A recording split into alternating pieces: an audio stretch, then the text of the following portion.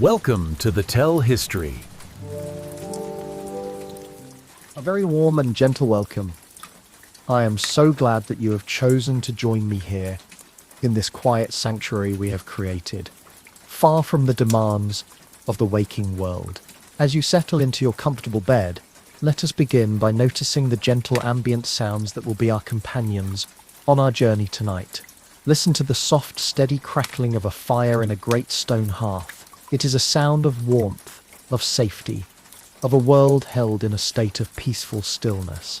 Outside, a gentle, persistent rain is falling, a soft, rhythmic patter against the thick glass of a high, arched window. Let these two sounds, the crackle of the fire and the whisper of the rain, be your anchors tonight. A soothing, monotonous backdrop to our story. Take a slow, deep breath, and as you exhale, allow all the tension of your day to dissolve. Let go of the lists, the schedules, the conversations. They have no place here. Here, there is only the slow, patient turning of time. Tonight, our journey takes us back 1,000 years, to the heart of a medieval monastery. We are not here to witness the great events of kings and popes. Our story is much quieter, much slower, much more boring. We are here to sit in silence in the Scriptorium, the writing room, and to witness the long, laborious and profoundly meditative process of creating a single, illuminated manuscript. We will explore the mundane, but miraculous transformation of an animal's skin into a perfect sheet of vellum. We will learn the quiet alchemy of making ink from soot and oak gall, and we will follow the hand of a single monk as he performs the slow, repetitive, and deeply focused task of copying a sacred text, letter by patient letter. This is a story of a world without hurry, a world where the highest virtue is not speed, but painstaking perfection. There is no need to concentrate or to remember any of the details. Simply allow my voice to be another quiet sound in the room, as steady and as monotonous as the falling rain. Let this story of slow, meticulous and dedicated craft be the gentle path that leads your mind away from thought and into the deep quiet and restorative peace of sleep. Our story begins within stone walls. Imagine a great monastery, nestled in a quiet green valley, far from the noise and commerce of any major town. The walls are thick, made of cold grey stone, and they enclose a world that is entire unto itself. This is a world dedicated to a single, powerful idea, the service of God through a life of prayer and work. The rhythm of this world is not governed by the sun, but by the sound of a bell. A bell rings in the deep, pre-dawn darkness, its clear, solemn tone echoing through the cold stone corridors. This is the call to matins, the first of the canonical hours. In the unheated dormitory, the monks rise from their simple straw mattresses in silence. They pull on their rough woolen habits. There is no conversation. This is the beginning of the great silence, which will be observed until after the first service of the day. They file like quiet shadows into the chapel. The only light comes from a few flickering candles on the altar. The air is cold enough to see their breath, and then the sound begins. It is not music in our modern sense. It is Gregorian chant. A single, male voice begins a line of Latin scripture, and the other voices join in, a low, resonant and monotonous drone that fills the stone space. The notes rise and fall in a narrow, predictable range. The rhythm is the rhythm of the spoken word. This is not a performance. It is a form of sung prayer, a collective meditation. This sound, this slow, steady and repetitive chanting, is the very foundation of their day, a boring and beautiful expression of their devotion. After the service and a simple sparse breakfast of bread and weak ale, the work of the day begins. We will follow one monk, Brother Anselm. He is not a great theologian or a powerful abbot. He is a scribe. His life's work takes place in a long, narrow room with large windows facing north to catch the steady, indirect light. This is the Scriptorium, the writing room. The Scriptorium is a place of profound, disciplined quiet. Conversation is forbidden. The only sounds are the scratching of quills on parchment, the soft rustle of a turning page, The distant, muffled sound of the rain against the windows and the ever-present crackle of the fire in the large hearth at one end of the room, which provides the only warmth. Brother Anselm takes his place at his designated desk, a simple, slanted wooden lectern. Before him is his task for the day, and for the next several months, perhaps even years, he is to create a copy of the Book of Psalms. He does not have a stack of fresh paper. His journey begins with a much more fundamental and laborious process, the making of the vellum. Let us go back in our minds to the beginning of this process. The monastery keeps its own herds of sheep and cattle. When an animal is slaughtered for food, its skin is preserved for the scriptorium. The creation of a single sheet of vellum is a long, slow, and deeply boring process that can take weeks. First, the fresh skin is soaked for several days in a vat of running water, like a nearby stream, to clean it of blood and dirt. Then it is moved to a new vat, this one filled with a caustic solution of lime and water. It will soak here for a week or more. The lime solution loosens the hair and begins to break down the fats in the skin. The smell of this process is pungent and unpleasant. A monk assigned to this task pulls the heavy, wet and slippery skin from the vat. He lays it over a curved wooden beam. Using a long two-handled knife with a curved blade, he begins the slow, repetitive work of scraping away the hair and the outer layers of the skin. Scrape, turn, scrape. It is a wet, messy and physically demanding job. Once the hair is removed, the skin is stretched, soaking wet, onto a large rectangular wooden frame. It is stretched as tightly as possible, tied down at dozens of points around its perimeter. As the skin dries on the frame, it shrinks, creating a perfectly flat and taut surface. Now comes the most skillful part of the process. The monk takes a special crescent-shaped knife called a lumellum. The blade is incredibly sharp. He begins the patient, meticulous work of scraping the surface of the skin. With long, even strokes, he shaves away any remaining bumps, any inequalities in the thickness. He works on one side, then the other, again and again. The sound is a soft, rhythmic shh, the sound of a sharp blade on a taut surface. He is not just cleaning the skin, he is transforming its very nature, turning a soft, pliable hide into a thin, smooth and resilient writing surface. Finally, the now dry and smooth sheet of vellum is dusted with powdered pumice stone and rubbed vigorously with a soft cloth. This final boring polishing gives the vellum its characteristic smooth, almost velvety finish, a perfect surface to receive the ink. Now let us return to Brother Anselm. At his desk, he has a stack of these finished vellum sheets. Before he can write, he must prepare the page.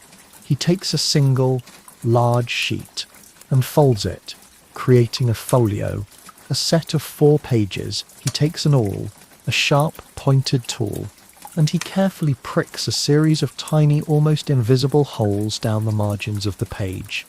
Then, using a straight edge and a stylus made of lead or silver, he rules the page. He connects the prick marks, drawing faint, grey, horizontal lines across the page for the text, and vertical lines to define the margins. This is a slow, precise, and deeply methodical task. The page, which appears blank to us, is for him now a perfect invisible grid, a structure that will ensure every line of text is perfectly straight, every margin perfectly even.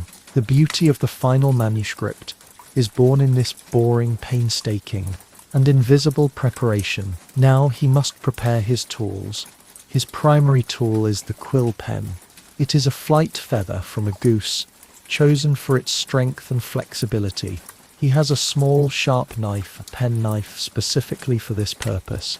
The process of cutting a quill is a small, quiet art. He hardens the tip by heating it in hot sand. Then, with a series of precise, practiced cuts, he shapes the point. He cuts the end at a sharp angle, then carves a small slit in the very center to draw the ink down, and then trims the very tip to the desired width. which will determine the thickness of his letters. A scribe would have to resharpen his quill hundreds of times in the course of a single day's work. Next, the ink. He has two small inkwells, often made of hollowed-out animal horn, set into a holder on his desk. One contains black ink, the other red. The black ink is iron gall ink. It is made from a boring alchemical recipe. Oak galls, the small hard growths on oak trees caused by wasps, are crushed into a powder. This powder is mixed with water and ferrous sulfate, a mineral known as green vitriol or copperas. A binder, usually gum arabic from the acacia tree, is added to give the ink its body. The resulting ink is a pale grey when it is first applied, but as it reacts with the air, it oxidizes and turns into a deep, rich and permanent black. The red ink, used for headings and important initials, is made from a different recipe, perhaps from the powdered mineral vermilion, or from an insect-based dye. The process of making these inks, the slow grinding of the galls, the careful measuring of the powders, the patient mixing, is another of the slow, methodical crafts that underpin the entire enterprise. Now, finally, after all this preparation, Brother Anselm is ready to write. On a separate stand next to his desk is the book he is copying, the exemplar. His task is not one of creation, but of perfect, flawless replication. He dips his newly cut quill into the black ink.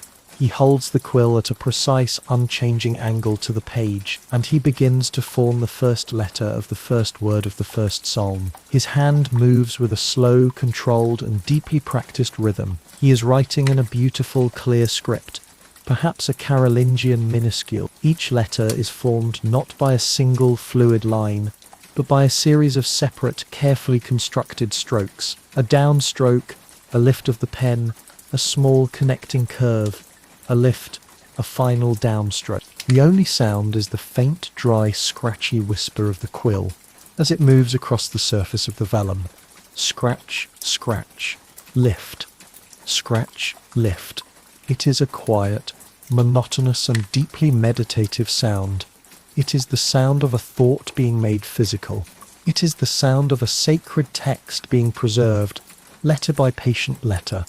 His entire body is engaged in this work. His back is held straight. His non-writing hand rests on the page, holding the vellum steady. His eyes move back and forth, from the exemplar to his own page, checking for errors. His breathing is slow and even, synchronized with the movement of his hand. This is his work for hours on end, day after day. It is a process of immense, unwavering concentration. His mind cannot wander. A single moment of inattention could lead to a missed word, a repeated line, a catastrophic error that could ruin a week's worth of work on a single priceless sheet of vellum. As you lie here, listening to the gentle crackle of the fire and the soft patter of the rain, let the image of this quiet, focused monk be your guide. Let the imagined sound of his quill, the slow, steady, scratching be a soothing, monotonous lullaby. There is no drama, no excitement. There is only the slow, patient and boring process of a difficult and beautiful task being performed. With absolute dedication, let this rhythm slow your own thoughts.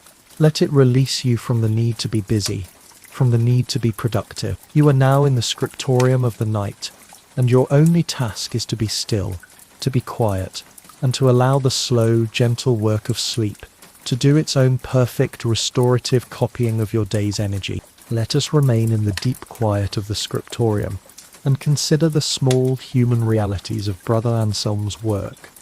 The creation of a manuscript was not a seamless, perfect process.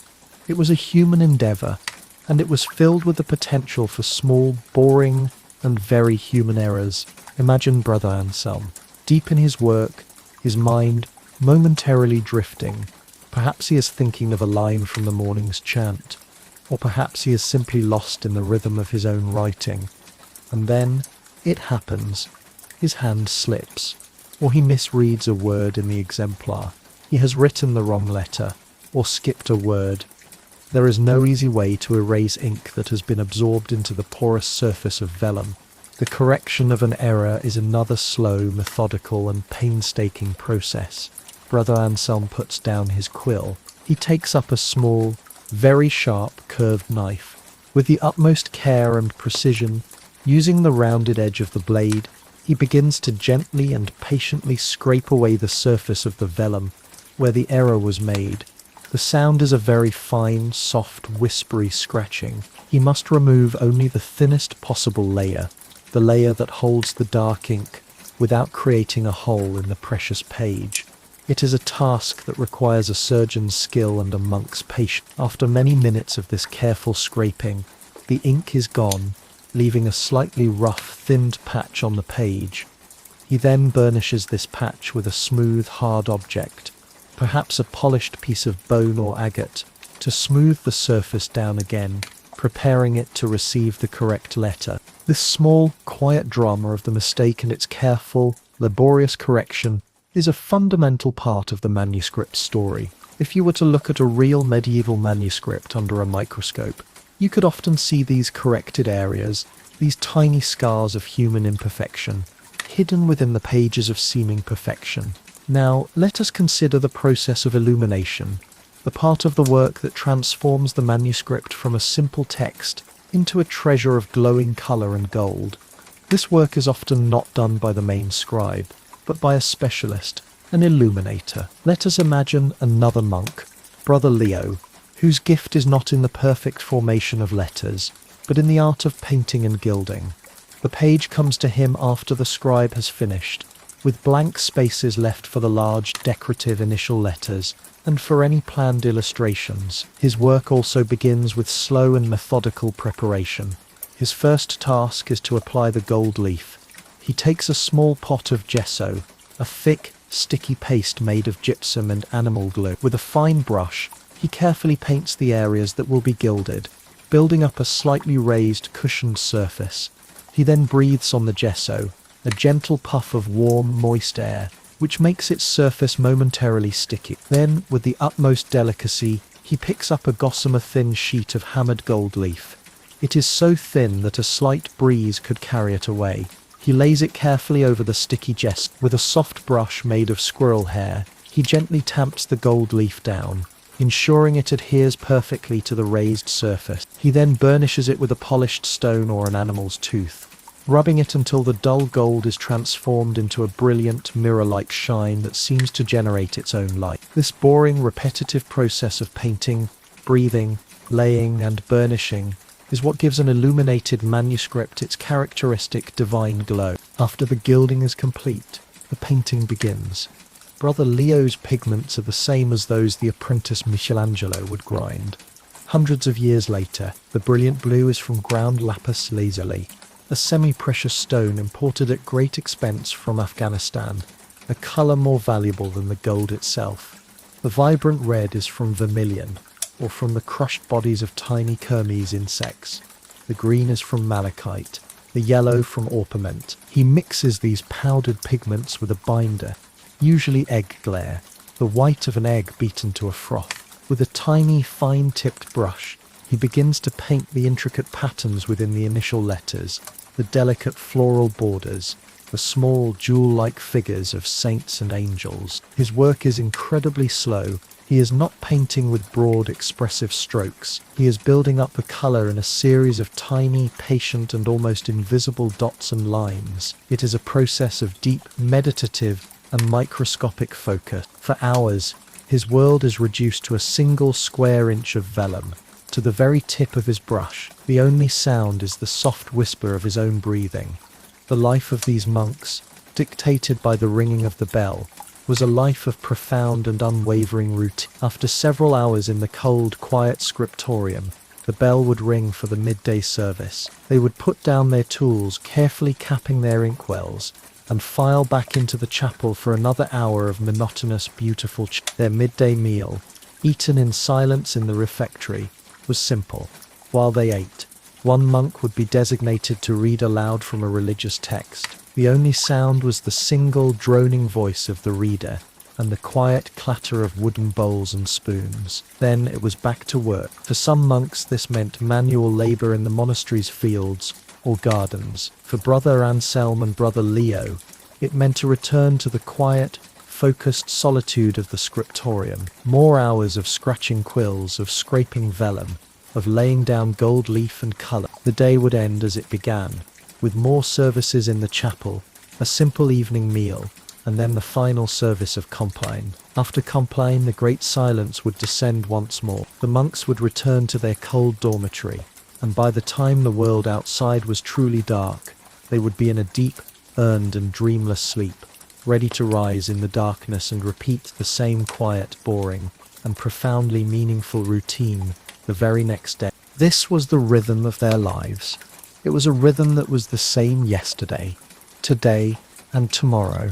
It was a life without choice, without novelty, without personal ambition in the worldly sense.